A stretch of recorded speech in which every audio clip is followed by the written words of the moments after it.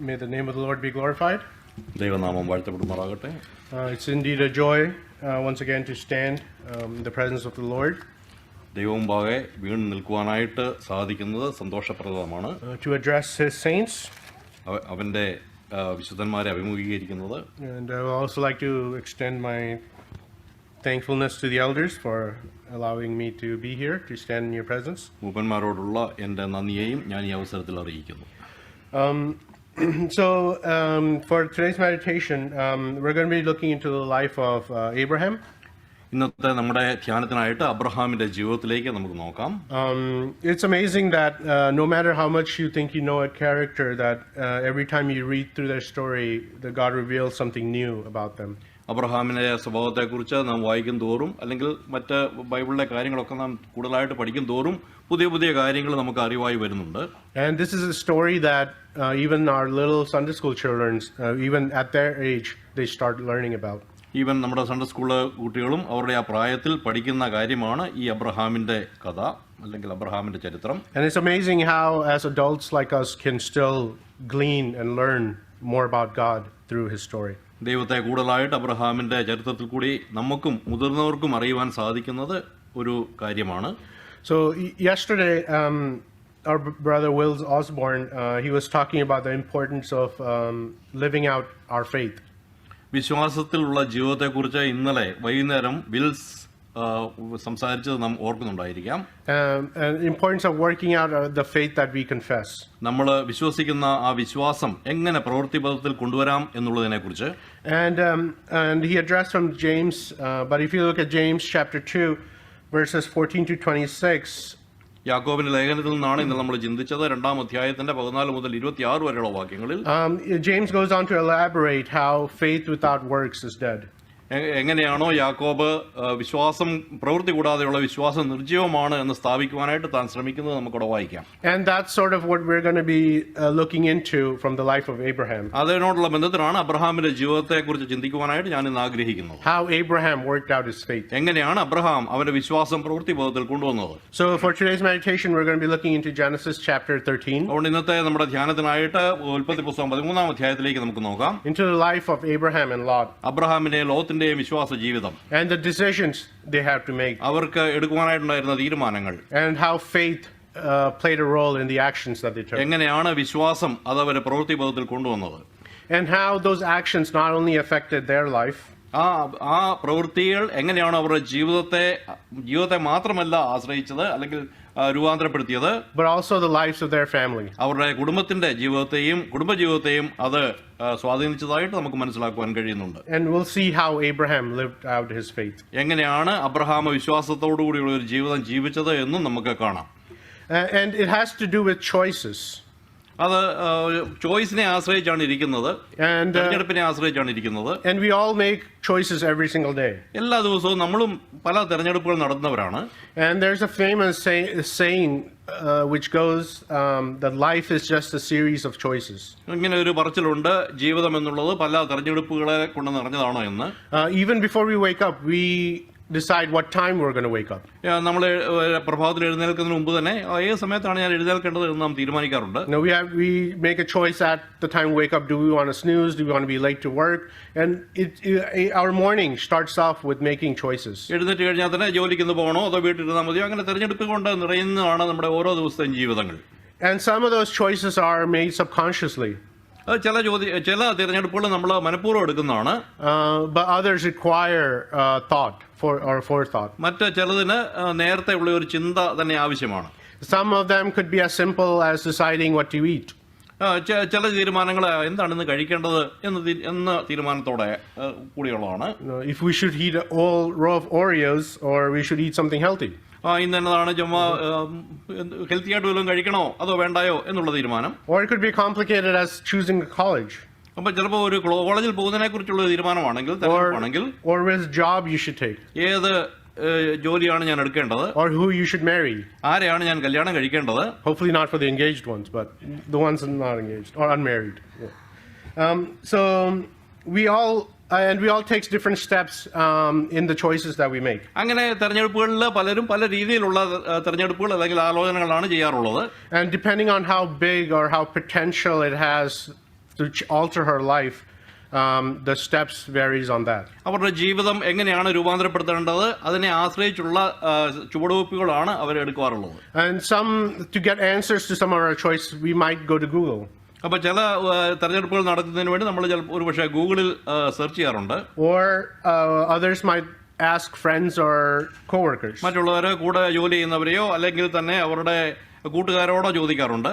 Or if the decision is big enough, we might even seek godly counsel. അപ്പം കൂടുതലായിട്ടുള്ള പ്രാധാന്യമുള്ള തീരുമാനമാണെങ്കിൽ നമ്മൾ ദൈവിക ജ്ഞാനത്തിന് നമ്മൾ അവസരം കൊടുക്കാറുണ്ട്. And how we decide these steps has a lot to say about our spiritual growth. നമ്മുടെ ആത്മീയ വളർച്ചയ്ക്ക് ഇത് വളരെ പ്രയോജനം അല്ലെങ്കിൽ വളരെ സഹായം ചെയ്യുന്നതാണ്. And it tells us where we are with our walk with the Lord. കർത്താവുമായിട്ടുള്ള നമ്മുടെ യാത്രയിൽ നാം എവിടെയാണ് എന്ന് പറഞ്ഞു തരുന്നതാണ് ഇതൊക്കെയും. And it tells us if our sight is through flesh, അപ്പോൾ ഇത് പറയുന്നതാണ് നമ്മുടെ ജീവിതം നമ്മുടെ ജഡത്തെ ആശ്രയിച്ചുള്ളതാണോ or through faith. അതോ നമ്മൾ വിശ്വാസത്തിലാണോ ജീവിക്കുന്നത് എന്ന്. And that's the message, that's the title to the message today. അപ്പോൾ ഇന്നത്തെ എൻ്റെ ധ്യാനത്തിന്റെ മെസ്സേജ് ഹെഡിങ് ഇതാണ്: Sight through flesh കാഴ്ചയാൽ ഉള്ള ജഡത്തിൻ്റെതായിട്ടുള്ള കാഴ്ച versus sight through flesh. വിശ്വാസത്താലുള്ള കാഴ്ച. Sight through flesh versus sight through faith. വിശ്വാസത്താലുള്ള ജഡത്തിന്റെ കാഴ്ചപ്പാടും വിശ്വാസത്തിന്റെ കാഴ്ചപ്പാടും തമ്മിലുള്ള അന്തരം. On a side note, in Genesis chapter 13, Abraham and Sarah are referred to as Abram and Sarai. അബ്രഹാമിനെയും സാറായെയും. But I'm going to refer to them as Abraham and Sarah because it just makes it easier for us. Abraham സാറ എന്നല്ല, Abraham സാറാം എന്നാണ് ഞാൻ ഉദ്ദേശിക്കുന്നത്, അല്ലേ? പുതിയ പേരാണ് ഞാൻ ഉദ്ദേശിക്കുന്നത്, Abraham. Okay, so the story we're going to read, it has to do with the decision that Abraham is going to make. Abraham തീരുമാനം എടുക്കുന്നതിനെ കുറിച്ചാണ് ഇവിടെ പറയുന്നത്. And in making this decision, he has to decide whether to trust God.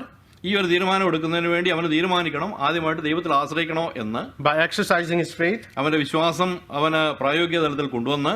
Or to take matters into his own hands. അതോ അവൻ തന്നെത്താനുള്ള തീരുമാനം ദൈവത്തോട് ചോദിക്കാതെയുള്ള തീരുമാനമാണോ അവൻ എടുക്കേണ്ടത് എന്ന്. And we also see how Abraham and Lot made these choices. അപ്പോൾ എങ്ങനെയാണ് അബ്രഹാമും ലോത്തും ഈ തെരഞ്ഞെടുപ്പുകൾ നടത്തിയത് എന്ന് നമുക്ക് നോക്കാം. One looked through the eyes of flesh.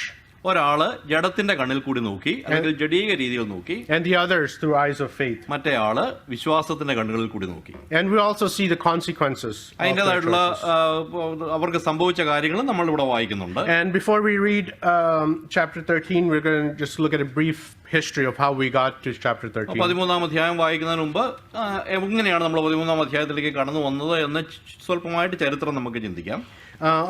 So in chapter 12, God calls out Abraham. 12-ാമത്തെ അധ്യായത്തിൽ യഹോവയായ ദൈവം അബ്രഹാമിനെ വിളിക്കുകയാണ്. But what I learned, or what I didn't know before going in reading about this is it's not Abraham who started the journey. Abraham അല്ല യാത്ര ആരംഭിച്ചത് എന്ന് നമുക്കിവിടെ കാണാം. If you look at the end of chapter 11, that it was his father who started the journey. 11-ാം അധ്യായത്തിലെ അവസാന വാക്യം നാം നോക്കുകയാണെങ്കിൽ അബ്രഹാമിന്റെ പിതാവാണ് യാത്ര ആരംഭിച്ചത് എന്ന് നമുക്ക് കാണാം. But we don't know that God called Terah out to go to Canaan, but he just decided to go to Canaan. പക്ഷെ നമുക്ക് അറിയത്തില്ല തേരഹിനെയാണോ യഹോവയായ ദൈവം വിളിച്ചത് എന്ന്. എങ്കിലും തേരഹാണ് പുറപ്പെട്ടതായിട്ട് നമുക്ക് വായിക്കാനായിട്ട് കഴിയുന്നത്. Yeah, so at the end of chapter 11 we see that Terah died in Haran. 11-ാം അധ്യായത്തിൽ 32-ാം വാക്യത്തിൽ തേരഹ് ഹാരാനിൽ വെച്ച് മരിച്ചു എന്ന് നാം വായിക്കുന്നുണ്ട്. And from there in chapter 12 God calls out. അവിടെ നിന്നാണ് യഹോവയായ ദൈവം അബ്രഹാമിനെ വിളിക്കുന്നത്. And he calls him out and promises him to make him a great nation. അവിടെ നിന്ന് യഹോവയായ ദൈവം വിളിച്ച് വലിയ ഒരു സമൂഹം അവനെ ആക്കും എന്ന് അവന് പ്രോമിസ് കൊടുക്കുകയാണ്. And in verses from 1 to 3 there's a series of promises that God promises Abraham. 1 മുതൽ 3 വരെയുള്ള വാക്യങ്ങളിൽ അനേകമായിട്ടുള്ള അനുഗ്രഹങ്ങൾ അവനോട് പറയുന്നതായിട്ട് നമുക്ക് കാണാം. So he was called out to leave his family and the country that he was from. അവന്റെ ചാർച്ചക്കാരെയും പിതൃഭവനത്തെയും ദേശത്തെയും വിട്ട് പുറപ്പെടുവാനാണ് അവനോട് പറഞ്ഞത്. And go to the land of Canaan. Canaan ദേശത്തിലേക്ക് പോകണം എന്ന് പറഞ്ഞു. And God promised to make him a great nation. വലിയ ഒരു നേഷൻ, ഒരു ജാതി അവനെ ആക്കും എന്ന് യഹോവ പറഞ്ഞു. But in chapter 12, we see that Abraham faces the first difficulty. എന്നാൽ 12-ാം അധ്യായത്തിൽ അബ്രഹാം ആദ്യമായിട്ട് താൻ ഒരു പ്രയാസം ഘട്ടത്തിലായിരിക്കുന്നത് നമുക്ക് കാണുവാൻ കഴിയുന്നുണ്ട്. He got to Canaan in a city called Bethel. കനാനിലേക്കുള്ള തന്റെ യാത്രയിൽ ബഥേലിൽ കൂടിയാണ് തനിക്ക് പോകേണ്ടിയിരുന്നത്. And there was a famine in the land. അവിടെ താൻ പോകുന്ന സമയത്ത് ഒരു ക്ഷാമമുണ്ടായി. And instead of trusting God to stay there, ദൈവത്തിൽ വിശ്വസിച്ച് അവിടെ താമസിക്കുന്നതിന് പകരമായിട്ട് we see that in from verse 10 that he went to Egypt. 10-ാം വാക്യം മുതൽ നാം വായിക്കുന്നത് ആ മിസ്രൈം ദേശത്തേക്ക് കടന്നുപോയി എന്നാണ്. And when he gets to Egypt, he sins again. മിസ്രൈമിലേക്ക് എത്താറായപ്പോൾ when he gets to Egypt, he sins again. അവിടെ ചെന്ന് അവൻ വീണ്ടും പാപം ചെയ്യുന്നതായിട്ട് നമുക്ക് കാണാൻ കഴിയും. We see that he lies to Pharaoh about his relationship with Sarah. ഫറവോയോട് സാറായും അബ്രഹാമും തമ്മിലുള്ള ബന്ധത്തെക്കുറിച്ച് കള്ളം പറയുന്നതായിട്ട് നാം വായിക്കുന്നുണ്ട്. He tells him that Sarah is his sister. അവനോട് താൻ പറയുന്നത് സാറ അവന്റെ പെങ്ങളാണ് എന്നാണ്. Which is sort of a half truth. പകുതി സത്യമാണ് അത്. Because she was the half sister. ഒരു പകുതി പെങ്ങളാണ്. But we see the intention. It was supposed to mislead Pharaoh or to lie to Pharaoh. അത് ഒരു ഫറവോനെ തെറ്റിദ്ധരിപ്പിക്കുകയും അല്ലെങ്കിൽ ഫറവോനെ തെറ്റായ രീതിയിൽ അത് ബോധ്യപ്പെടുത്തുകയും ചെയ്തതായിട്ട് നമുക്ക് കാണാൻ കഴിയുന്നു. And we see that because of this lie, God plagues Pharaoh. ഈ ഒരു കള്ളം പറഞ്ഞതിന്റെ ഫലമായിട്ട് യഹോവയായ ദൈവം ഫറവോനെ ശിക്ഷിക്കുന്നത് നാം കാണുന്നു. And by the end of chapter 12, Sarah and Abraham and all their families pretty much kicked out of Egypt. അങ്ങനെ 12-ാം അധ്യായത്തിന്റെ അവസാനത്തിലേക്ക് വരുമ്പോൾ അവരെല്ലാവരും ഈജിപ്തിൽ നിന്ന് പുറത്തേക്ക് പറഞ്ഞയക്കുന്നതായിട്ട് നാം വായിക്കുകയാണ്. And then that's where we pick up in chapter 13. അവിടെയാണ് 13-ാം അധ്യായം ആരംഭിക്കുന്നത്. So for time's sake, I'll just read from 5. 5-ാമത്തെ വാക്യം മുതൽ വായിക്കാമെന്നാണ് ഞാൻ കരുതുന്നത്. So before we get to 5, is basically Abraham and Sarah coming back to Bethel from Egypt, where they were before. മിസ്രൈമിൽ നിന്ന് അബ്രഹാമും സാറായും തിരിച്ച് കനാനിലേക്ക് വരുന്നു അല്ലേ? കനാനിലേക്ക് വരുന്നു. And he comes back and calls on the name of the Lord. ദൈവത്തിന്റെ നാമം വിളിച്ചുകൊണ്ടാണ് വരുന്നത്. So verse 5.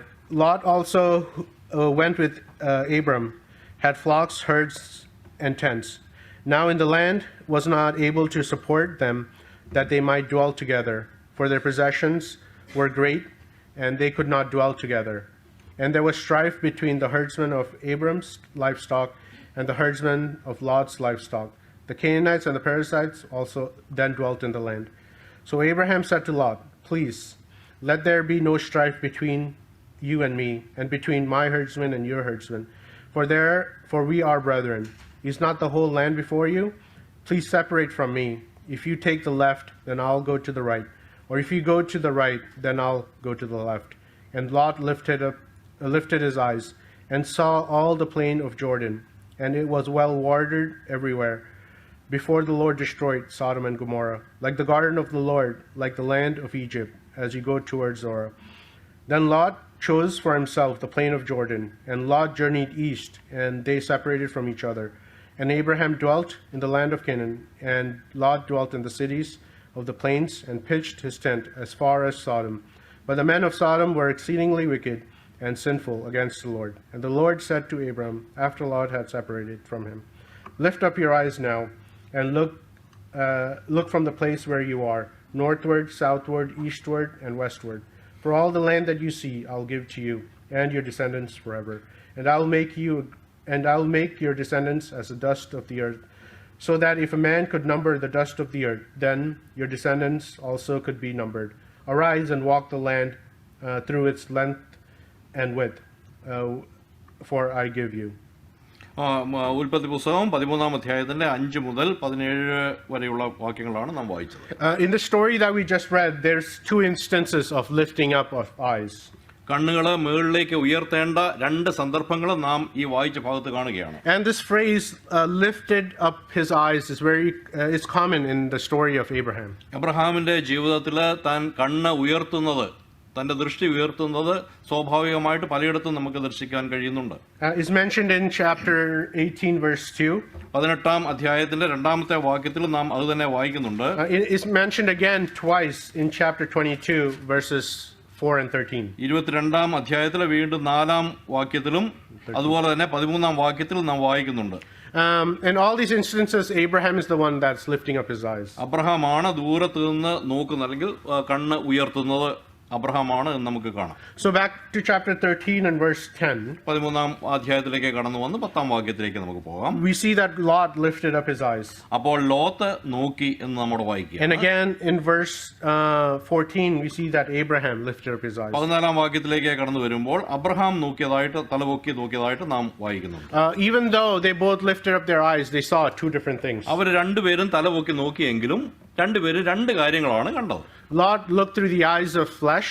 Lot ജഡത്തിന്റെ കണ്ണുകളിൽ കൂടി നോക്കി. And Abraham through the eyes of faith. Abraham വിശ്വാസത്തിന്റെ കണ്ണുകളിൽ കൂടി നോക്കി. And as we read, as we see in verse 10, that Lot, when he lifted up his eyes, there was no hesitation. Lot തലപൊക്കി നോക്കിയപ്പോൾ അവന് യാതൊരുവിധമായിട്ടുള്ള പ്രയാസവും തോന്നിയതായിട്ട് നമ്മോട് വായിക്കുന്നില്ല. He didn't try to work things out with Abraham, so they didn't have to separate. താൻ എബ്രഹാമിന്റെ അടുത്ത് പോയി എങ്ങനെയാണ് എന്നൊരു ആലോചന ചോദിക്കുക പോലും ലോത്ത് ചെയ്തതായി നമ്മോട് അറിയുന്നില്ല. And he didn't even defer back to Abraham, saying, "You make the first choice." അതുകൊണ്ട് എബ്രഹാമിന്റെ അടുത്ത് ലോത്ത് തിരിച്ചു വന്ന് എബ്രഹാമേ നീ തന്നെ ഒരു തിരഞ്ഞെടുപ്പ് എടുക്കുക, നീ തന്നെ തീരുമാനിക്കുക എന്ന് പറയുന്നതായിട്ട് നാം കാണുന്നില്ല.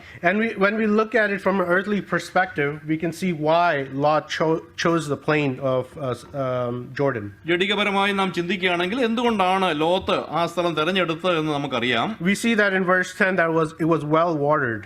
യോർദാൻ അരികെയുള്ള പ്രദേശമൊക്കെയും നീരോട്ടമുള്ളതായിരുന്നു. And it says it was like the garden of the Lord, or Eden.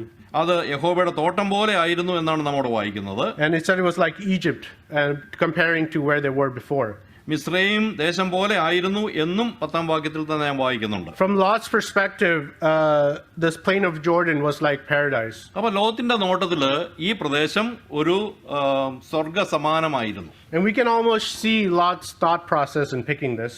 ഇത് എടുക്കുന്നതിൽ ലോത്തിന് എന്താണ് ആഗ്രഹം വന്നത് നമുക്കറിയാം. We can he was probably looking at the plain and seeing and imagining how he was going to expand his flocks and herds. അപ്പോൾ അത് തെരഞ്ഞെടുത്ത മുഖാന്തരം എങ്ങനെയാണ് തനിക്ക് ധനവാനാകുവാനായിട്ട് തനിക്ക് കന്നുകാലികളെയും അതുപോലെ തന്നെ തന്റെ കൂട്ടരെയും ഒക്കെ വർദ്ധിപ്പിക്കുവാനായിട്ട് എങ്ങനെ കഴിയും എന്നാണ് ലോത്ത് ചിന്തിക്കുന്നതായിട്ട് നമ്മുടെ മനസ്സിലാക്കുന്നത്. How this move was going to be good for his family and their future. എങ്ങനെയാണ് തന്റെ കുടുംബത്തിനും അവരുടെ ഭാവിക്കും ഈ മാറ്റം അനുഗ്രഹകരമായി തീരുന്നത്. All the while failing to see how this compromise leads him to losing everything. എന്നാൽ തിരിച്ചു വന്ന അബ്രഹാമുമായിട്ടുള്ള ഒരു സന്ധിക്ക് പോവുകയാണെന്നുണ്ടെങ്കിൽ ഇതെല്ലാം നഷ്ടപ്പെട്ടു പോകുമോ എന്ന് താൻ ഭയപ്പെട്ടു. No, we see that he fails to see how this compromise will lead him to losing everything. എല്ലാം നഷ്ടപ്പെടുന്നതിൽ നിന്ന് താൻ വിമുക്തനാകണം എന്ന് താൻ ആഗ്രഹിച്ചു.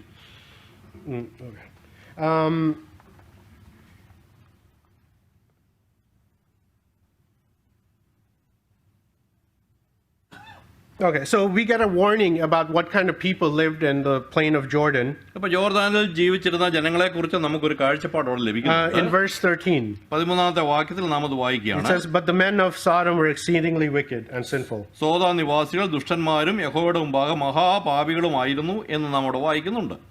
But Lot probably told himself that he wasn't going to be like them.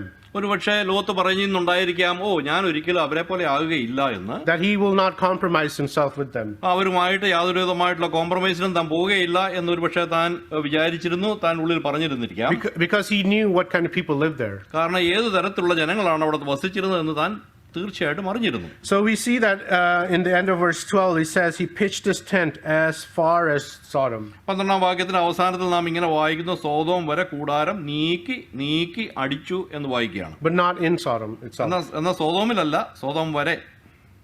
But as we continue to read the story of Lot, എന്നാൽ ലോത്തിന്റെ ജീവിതത്തെക്കുറിച്ച് അല്ലെങ്കിൽ ഈ കഥയെക്കുറിച്ച് നാം മുന്നോട്ട് വായിക്കുമ്പോൾ, and every time we see Lot, we see him compromise a little bit more each time. എന്നാൽ ലോത്തിന്റെ ജീവിതത്തെ നാം നോക്കുകയാണെങ്കിൽ ഓരോ തവണയും താൻ കുറച്ച് കോംപ്രമൈസ് ചെയ്യുന്നതായിട്ട് നമുക്ക് കാണുവാൻ കഴിയുന്നുണ്ട്. He starts by pitching his tent just outside of Sodom. സോദോമിന് പുറത്താണ് താൻ ആദ്യമായിട്ട് കൂടാരം അടിക്കുന്നത്.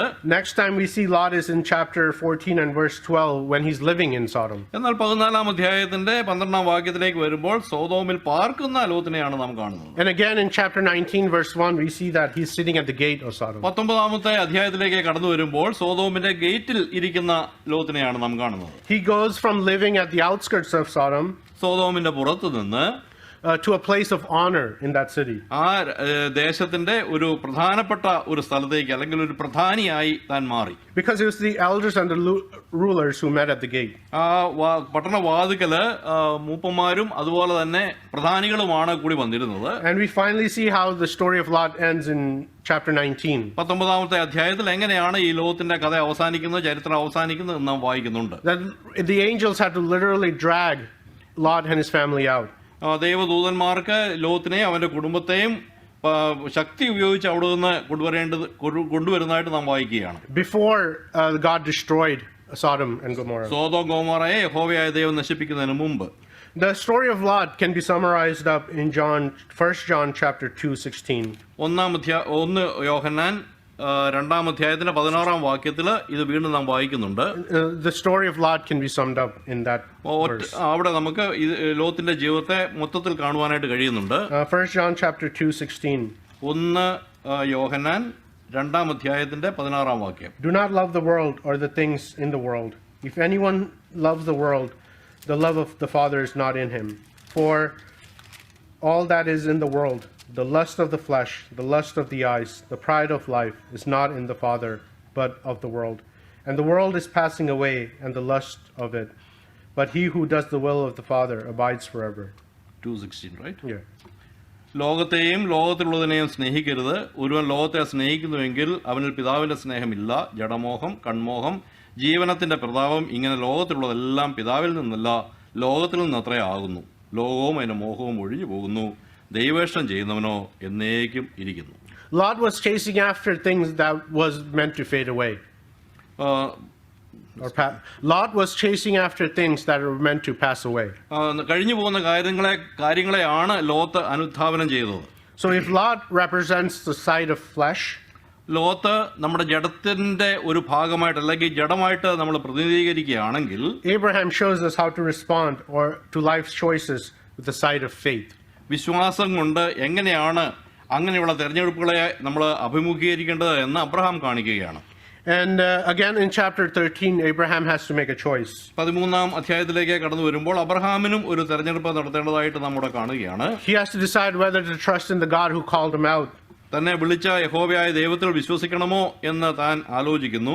The God who made him a promise to make him a great nation. വലിയ ഒരു രാഷ്ട്രമാക്കി വലിയൊരു ജാതിയാക്കി തന്നെ തീർക്കുമെന്ന് പറഞ്ഞ യഹോവയിൽ താൻ വിശ്വസിക്കണമോ, or the God who blessed him at every turn. തന്റെ എല്ലാ വഴികളിലും തന്നെ അനുഗ്രഹിച്ച ആ ദൈവത്തെ, or try to solve his problems on his own. അതോ തന്നെത്താൻ തീരുമാനങ്ങൾ താൻ എടുക്കുകയാണോ വേണ്ടത് എന്ന്. Taking matters into his own hand like he did in Egypt. ഈജിപ്തിൽ മിസ്രൈമിൽ താൻ ചെയ്തതുപോലെ തീരുമാനങ്ങൾ താൻ തന്നെ എടുക്കണമോ എന്ന് താൻ തീരുമാനിക്കുകയാണ്. But we see this time Abraham exercised his faith. എന്നാൽ ഇവിടെ അബ്രഹാം തന്റെ വിശ്വാസം പ്രായോഗിക തലത്തിൽ കൊണ്ടുവരുന്നത് നാം കാണുകയാണ്. Instead of taking matters into his own hand, he waited on God. അവൻ കാര്യങ്ങളെ തന്റെ കയ്യിൽ എടുക്കുന്നതിന് പകരമായിട്ട് താൻ കർത്താവിൽ അല്ലെങ്കിൽ യഹോവയിൽ കാത്തിരിക്കുന്നതായിട്ട് നാം കാണുകയാണ്. So as we read from verses 6 and 7, we see that since Abraham and Lot had so many flocks and herds, the land wasn't able to support them. 6-7 വാക്യങ്ങളിൽ അവർ ഒന്നിച്ച് പാർപ്പാൻ തക്കവണ്ണം ദേശത്തിന് അവരെ വഹിച്ചു കൂടാഞ്ഞു, സമ്പത്തും വളരെ ഉണ്ടായിരുന്നുകൊണ്ട് അവർക്ക് ഒന്നിച്ച് പാർപ്പാൻ കഴിഞ്ഞില്ല എന്ന് നാം വായിക്കുന്നുണ്ട്. So in verse 8 and 9, Abraham comes up with a solution. അതുകൊണ്ട് 8-9 വാക്യങ്ങളിൽ അബ്രഹാം ഒരു തീരുമാനവുമായിട്ട് കടന്നു വരികയാണ്. He asked Lot to pick where he wants to go. ആ വന്ന് ലോകത്തിനോട് പറയണം, ലോകത്തെ നിനക്ക് ഇഷ്ടമുള്ള ഇടം നീ തിരഞ്ഞെടുത്തുകൊള്ളുക. Knowing full well Lot was probably going to pick the better land. നല്ല സ്ഥലം മാത്രമേ ലോകത്ത് തെരഞ്ഞെടുക്കുള്ളൂ എന്ന് തനിക്ക് അറിയാമായിരുന്നുകൊണ്ട് അത് തന്നെ ആയിരിക്കാം താൻ അങ്ങനെ ചെയ്തത്. But Abraham trusted in God. എന്നാൽ അബ്രഹാം യഹോവയിൽ വിശ്വസിച്ചു. To keep his promises. അവന്റെ വാഗ്ദത്തങ്ങൾ അവൻ നിറവേറ്റും എന്ന് അബ്രഹാം വിശ്വസിച്ചു. And because Abraham acted in faith, Abraham വിശ്വാസത്തിൽ പ്രവർത്തിച്ചത് മുഖാന്തരം we see that God promised to give him all the land in verse 15. 15-ാം വാക്യത്തിലേക്ക് കടന്നു വരുമ്പോൾ എല്ലാ രാജ്യവും അല്ലെങ്കിൽ എല്ലാ ദേശവും അബ്രഹാമിന് കൊടുക്കാമെന്ന് യഹോവ പറയുന്നതായിട്ട് നാം വായിക്കുകയാണ്. Even the land Lot was on was promised to Abraham. Lot താമസിക്കുന്ന ആ സ്ഥലം പോലും കൂടെ അബ്രഹാമിന് കൊടുക്കാം എന്ന് നമ്മൾ വായിക്കുന്നുണ്ട്. And we see in verse 18 how Abraham responded. എങ്ങനെയാണ് അബ്രഹാം അതിന് റെസ്പോണ്ട് ചെയ്തതെന്ന് 18-ാം വാക്യത്തിൽ നാം വായിക്കുകയാണ്. He built an altar and worshipped God. അപ്പോൾ അബ്രഹാം കൂടാരം നീക്കി ഹെബ്രോനിൽ മേമറയുടെ തോപ്പിൽ വന്ന് പാർത്തു, അവിടെ യഹോവയ്ക്ക് ഒരു യാഗപീഠം പണിതു എന്ന് നാം വായിക്കുന്നു. And when we keep reading the story of Abraham, അബ്രഹാമിന്റെ ഈ ചരിത്രം നമ്മൾ വായിക്കുമ്പോൾ unlike Lot's life, which is marked by compromises, ലോത്തിന്റെ ജീവിതം പോലെ എപ്പോഴും കോംപ്രമൈസ് ചെയ്തുകൊണ്ടുള്ള ഒരു ജീവിതമായിരുന്നില്ല അതിൻ്റെത്. and ultimately Lot's life ends in tragedy and sin. ലോത്തിന്റെ ജീവിതത്തെ നാം നോക്കുകയാണ്, അന്ത്യത്തിലേക്ക് കടന്നു പോകുമ്പോൾ പാപത്തിലും കഷ്ടത്തിലുമാണ് തന്റെ ജീവിതം അവസാനിക്കുന്നത്. But the life of Abraham is a life of faith and trust in God. എന്നാൽ അബ്രഹാമിന്റെ ജീവിതം വിശ്വാസത്താലും യഹോവയിലുള്ള ആശ്രയത്തിലും ഉള്ള ഒരു ജീവിതമായിരുന്നു. It's not to say that Abraham never sinned again. എന്ന് പറഞ്ഞാൽ അതിന്റെ അർത്ഥം അബ്രഹാം പിന്നെ പാപം ചെയ്തു എന്നല്ല. But Abraham turned back to God while Lot went further and further away. എന്നാൽ ലോത്ത് വീണ്ടും ഈ ലോകത്തിന് പുറകെ പോയപ്പോൾ അബ്രഹാം ദൈവത്തിലേക്ക് തിരിയുന്നതായിട്ട് നാം മനസ്സിലാക്കുകയാണ്. When Lot lifted up his eyes, he saw the best part of the land. Lot കണ്ണ് പൊക്കി നോക്കിയപ്പോൾ, കണ്ണ് ഉയർത്തി നോക്കിയപ്പോൾ ദേശത്തിന്റെ നല്ല ഭാഗങ്ങൾ കണ്ടു. But we see Abraham waited on the Lord to lift up his eyes. എന്നാൽ അബ്രഹാം യഹോവയിലേക്കാണ് നോക്കുന്നത്, യഹോവയെ കാത്തിരിക്കുന്നത് നാം കാണുകയാണ്. To see what only eternal God could see. നിത്യനായ ദൈവത്തിനെ കാണുവാൻ സാധിക്കുന്നത് താൻ അറിയുവാൻ ആഗ്രഹിച്ചു. Lot saw through his flesh what was pleasing to his eyes. Lot തന്റെ ജഡത്തിന്റെ രീതിയിൽ ചിന്തിച്ചു, തന്റെ ജഡത്തിന്റെ ഇഷ്ടങ്ങളെ പൂർത്തീകരിക്കുന്നതിന് വേണ്ടി താൻ ആഗ്രഹിച്ചു.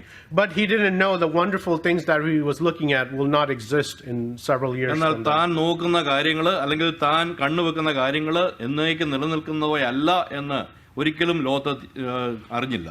That the plain that he was looking at would be destroyed with fire and brimstone. താൻ നോക്കുന്ന ആ താഴ്വര ഗന്ധകത്താലും തീയാലും നശിപ്പിക്കപ്പെടും എന്നും താൻ അറിഞ്ഞില്ല. But when God lifted up Abraham's eyes, എന്നാൽ യഹോവയായ ദൈവം അബ്രഹാമിന്റെ കണ്ണ് ഉയർത്തിയപ്പോൾ Abraham saw what was not yet there. എന്നാൽ അബ്രഹാം അവിടെ ഉള്ള ഒന്നും അല്ല കണ്ടത്. But what was there would be there till the end of time. താൻ ജീവിതത്തിന്റെ അന്ത്യം വരെയുള്ള കാര്യങ്ങളെ ആയിരിക്കാം അബ്രഹാം കണ്ടത്. And what are some practical lessons we can take from this story? ഈ ചരിത്രത്തിൽ നിന്ന് എന്തെല്ലാം പ്രായോഗിക വശങ്ങളാണ് നമുക്ക് എടുക്കുവാൻ കഴിയുന്നത്? First, we can learn that when we fall into sin, to turn back to God. ഒന്നാമത് നമുക്ക് എടുക്കുവാനായിട്ടുള്ള ഒരു കാര്യം, നാം പാപത്തിലേക്ക് പോകുമ്പോൾ നാം തീർച്ചയായിട്ടും ഒന്ന് തിരിഞ്ഞ് ദൈവത്തിലേക്ക് വരണം എന്നുള്ളതാണ്. And that's exactly what Abraham did. He turned back to Bethel from Egypt. അതാണ് അബ്രഹാമിൽ നാം ഒന്നാമതായിട്ട് കാണുന്നത്. താൻ മിസ്രൈമിൽ നിന്ന് നേരെ ബത്തേലിലേക്ക് തിരിയുന്നതായിട്ട് നാം വായിക്കുന്നുണ്ട്. He didn't dwell in his sin or go further into sin. അവന്റെ പാപത്തിൽ ജീവിക്കുകയോ അവന്റെ പാപത്തിൽ മുന്നോട്ട് പോവുകയോ ചെയ്തില്ല. He turned back to God and called on the name of the Lord. അവൻ ദൈവത്തിലേക്ക് തിരിയുകയും ദൈവത്തിന്റെ നാമം വിളിച്ചപേക്ഷിക്കുകയും ചെയ്തു. Second is a small detail mentioned at the end of verse 7. ഏഴാം വാക്യത്തിന്റെ അവസാനം പറഞ്ഞിരിക്കുന്ന ചെറിയൊരു കാര്യമാണ് രണ്ടാമതുള്ളത്. The Canaanite and the Perizzites dwelt in the land. അവിടെ നാം വായിക്കുന്നത് കനാന്യരും പെരിസ്യരും അന്ന് ദേശത്ത് പാർത്തിരുന്നു എന്നാണ്. They dwelt in the land and they were watching Abraham and Lot. ഈ കനാന്യരും പെരിസ്യരും അവര് ആ നാട്ടിൽ പാർത്തിരുന്നു. അവർ ലോത്തിനെയും അതുപോലെ തന്നെ അബ്രഹാമിനെയും നോക്കുകയുണ്ടായിരുന്നു. They had to know that Abraham and Lot served a different God than they did. അവര് അംഗീകരിച്ച അല്ലെങ്കിൽ അവർ ആരാധിച്ച ഒരു ദൈവത്തെ അല്ല ഈ അബ്രഹാമും ലോത്തും ആരാധിച്ചത് എന്ന് അവർക്ക് അറിയാമായിരുന്നു. Because Abraham had built an altar to the Lord. കാരണം അബ്രഹാം ഒരു യാഗപീഠം പണിയുന്നതായിട്ട് നാം കാണുന്നുണ്ട്. In the beginning of verse 13, chapter 13. 13-ാം അധ്യായത്തിന്റെ ആരംഭത്തിലും അബ്രഹാം ഒരു യാഗപീഠം പണിയുന്നതായിട്ട് നാം വായിക്കുന്നുണ്ട്. And building of an altar wasn't a private occasion. അങ്ങനെ ഒരു യാഗപീഠം പണിയുന്നത് ഒരാൾക്ക് രഹസ്യമായിട്ട് ചെയ്യാവുന്ന ഒന്നല്ല. It was a public demonstration of worship. ആരാധനയുടെ ഒരു പബ്ലിക്കായിട്ടുള്ള ഒരു കാഴ്ചയാണ് ഈ ബലിപീഠം പണിയുന്നത്. So the people who dwelt in the land, they were watching how these people who call on the name of the living God are going to solve this issue. അപ്പോൾ എങ്ങനെയാണ് ഈ ജീവനുള്ള ദൈവത്തിന്റെ ആളുകൾ എന്ന് പറയുന്ന ഇവരെ എങ്ങനെയാണ് പ്രശ്നം പരിഹരിക്കുന്നത് എന്ന് ആ നാട്ടിൽ താമസിക്കുന്ന ഈ കനാന്യർക്കും പെരിസ്യർക്കും അറിയണമായിരുന്നു. അതുകൊണ്ട് അവർ നോക്കിക്കൊണ്ടിരുന്നു. Just like that, when we are living in this world, അതുപോലെ നമ്മളും ഈ ലോകത്തിൽ ജീവിക്കുമ്പോൾ they are looking at us. ഈ ലോകം നമ്മളെ നോക്കുകയാണ്. They are going to see how we resolve our problems. നമ്മുടെ പ്രശ്നങ്ങളെ എങ്ങനെയാണ് പരിഹരിക്കുന്നത് എന്ന് നോക്കുവാനായിട്ട് ഈ ലോകം എപ്പോഴും നമ്മളെ നോക്കിക്കൊണ്ടിരിക്കുകയാണ്. Whether it be between believers, വിശ്വാസികൾ തമ്മിലാണെങ്കിൽ തന്നെ, or even at work when it involves us and unbelievers. ജോലിയിൽ നമ്മൾ ചെയ്യുമ്പോൾ വിശ്വാസികളും അവിശ്വാസികളും തമ്മിലുള്ള ബന്ധത്തിലാണെങ്കിലും, or is it a place where you live? Is between a quarrel between you and your neighbor? നമ്മുടെ താമസ സ്ഥലത്ത് നമ്മളും നമ്മുടെ അടുത്തുള്ള അയൽവക്കക്കാരും തമ്മിലും, or even at your in your house between a husband and a wife. Even വീട്ടിലാണെങ്കിൽ തന്നെ ഒരു ഭാര്യയും ഭർത്താവും തമ്മിൽ Someone's always watching, ആരെങ്കിലും എപ്പോഴും നോക്കിക്കൊണ്ടിരിക്കുന്നുണ്ട് seeing how we resolve our problems. എങ്ങനെയാണ് നമ്മുടെ പ്രശ്നങ്ങൾ നമ്മൾ പരിഹരിക്കുന്നത് എന്ന്. Third is the attitude of thanksgiving. മൂന്നാമത് നന്ദി പറയുന്നതിനോടുള്ള ബന്ധത്തിലാണ്.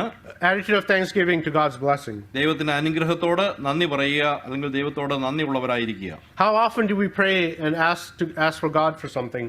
നമ്മൾ എപ്പോഴാണ് ദൈവത്തോട് കൂടുതലായിട്ട് പ്രാർത്ഥിക്കാറുള്ളതും കാര്യങ്ങൾ ചോദിക്കാറുള്ളതും? And when we get a response from God, we turn away and don't look back. ദൈവം അതിന് മറുപടി തരുമ്പോൾ നാം അറിയാത്ത പോലെ അതിന് നന്ദിയില്ലാത്തവരായിട്ട് പോകാറുണ്ട്. That's not what Abraham does. എന്നാൽ അബ്രഹാം അങ്ങനെയല്ല ചെയ്തത്. We see at the end of the chapter that he builds, after God reveals a vision in his life, he builds an altar to the Lord and calls upon his name. ജീവിതത്തിന്റെ ഭാവിയെക്കുറിച്ചുള്ള ചരിത്രം യഹോവയായ ദൈവം അബ്രഹാമിന് വെളിപ്പെടുത്തി കൊടുത്തപ്പോൾ നാം 18-ാം വാക്യത്തിൽ വായിക്കുന്ന പോലെ യഹോവയ്ക്ക് ഒരു യാഗപീഠം പണിത് അവനെ ആരാധിക്കുന്നതായിട്ട് നാം കാണുന്നുണ്ട്.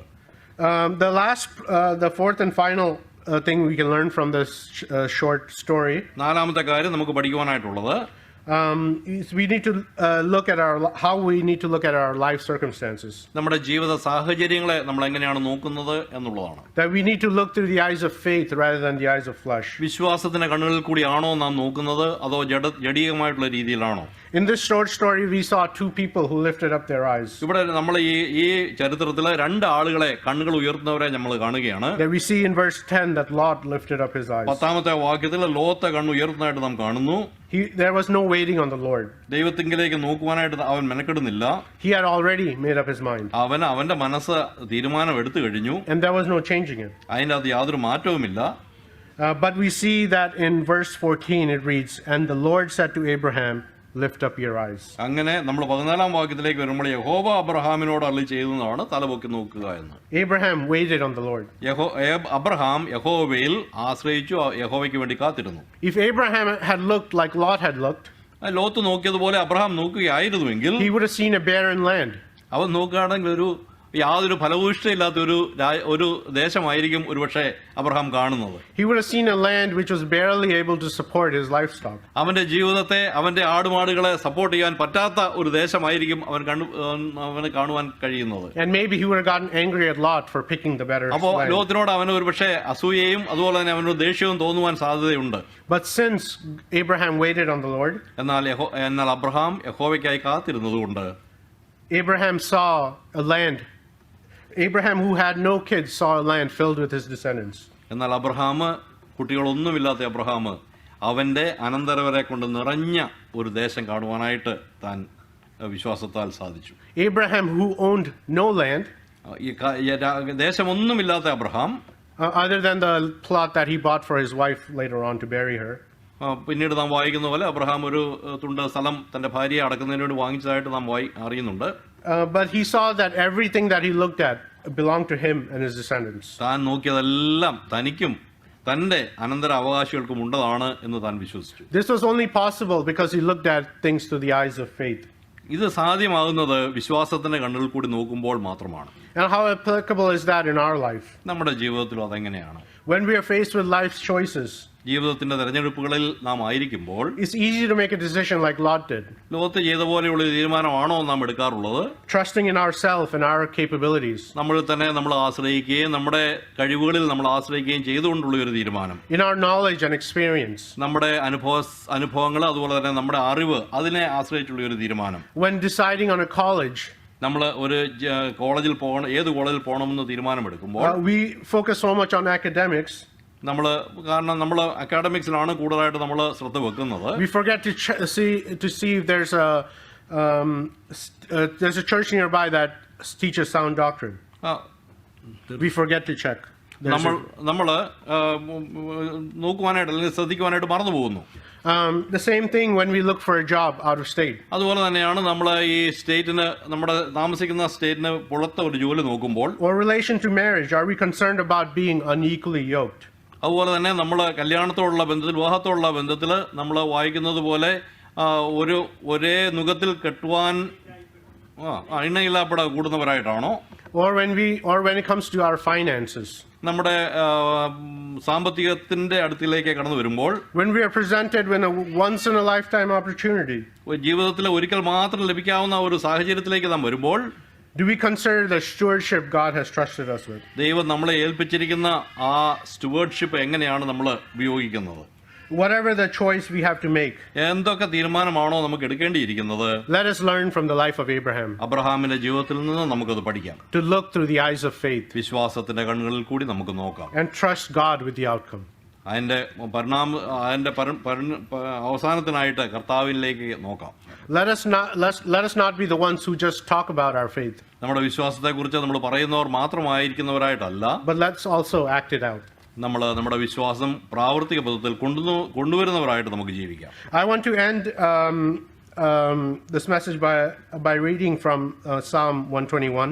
121 സങ്കീർത്തനത്തിൽ നിന്ന് വായിച്ചുകൊണ്ട് എൻ്റെ വാക്യങ്ങൾ അവസാനിപ്പിക്കുവാൻ ഞാൻ ആഗ്രഹിക്കുന്നു. As we look forward to a week filled with choices we have to make, ഈ തീരുമാനങ്ങൾ എടുക്കേണ്ട പുതിയ ഒരാഴ്ച നമ്മുടെ മുന്നിൽ കാണുമ്പോൾ, let's take hold of God's promises in our life ദൈവത്തിന്റെ നമ്മുടെ മേലുള്ള ആ പ്രോമിസസിലേക്ക് നമുക്ക് നോക്കാം. and wait on the Lord ദൈവത്തിലേക്ക് നമുക്ക് ക്ഷമയോടെ കാത്തിരിക്കാം. and look through the eyes of faith. വിശ്വാസത്തിന്റെ കണ്ണുകളിൽ കൂടി നമുക്ക് നോക്കാം. Psalm 121. 121 സങ്കീർത്തനം. I will lift up my eyes to the hills, from whence my help comes. ഞാൻ എൻ്റെ കണ്ണ് പർവ്വതങ്ങളിലേക്ക് ഉയർത്തുന്നു, എനിക്ക് സഹായം എവിടെ നിന്ന് വരും? My help comes from the Lord who made the heaven and the earth. എൻ്റെ സഹായം ആകാശത്തെയും ഭൂമിയെയും ഉണ്ടാക്കിയ യഹോവയിൽ നിന്ന് വരുന്നു. He will not allow my foot to be moved. നിന്റെ കാൽ വഴുതുവാൻ അവൻ സമ്മതിക്കുകയില്ല. He who keeps you will not slumber. നിന്നെ കാക്കുന്നവൻ മയങ്ങുകയുമില്ല. Behold, he who keeps Israel shall not slumber or sleep. ഇസ്രായേലിന്റെ പരിപാലകൻ മയങ്ങുകയില്ല, ഉറങ്ങുകയുമില്ല. The Lord is the keeper, the Lord is your shade. യഹോവ നിന്റെ പരിപാലകൻ, യഹോവ നിനക്ക് വലത്തുഭാഗത്ത് നിനക്ക് തണൽ. The sun shall not strike you by day, nor the moon by night. പകൽ സൂര്യനെങ്കിലും രാത്രി ചന്ദ്രനെങ്കിലും നിന്നെ ബാധിക്കുകയില്ല.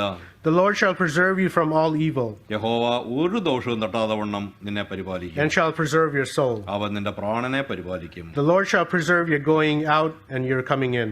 യഹോവ നിന്റെ ഗമനത്തെയും ആഗമനത്തെയും ഇന്നു മുതൽ എന്നേക്കും പരിപാലിക്കും. From this time forth and evermore. ഇന്നു മുതൽ എന്നേക്കും പരിപാലിക്കും. So let's take hold of God's promises in our life ദൈവത്തിന്റെ വാഗ്ദത്തങ്ങളെ നമ്മുടെ ജീവിതത്തിലേക്ക് നമുക്ക് എടുക്കാം. and trust and walk in faith. അവനിൽ പൂർണ്ണമായിട്ട് വിശ്വസിച്ച് ആ വിശ്വാസത്താൽ നമുക്ക് മുന്നോട്ട് പോകാം. May His name be glorified. ദൈവനാമം വാഴ്ത്തപ്പെടുമാറാകട്ടെ.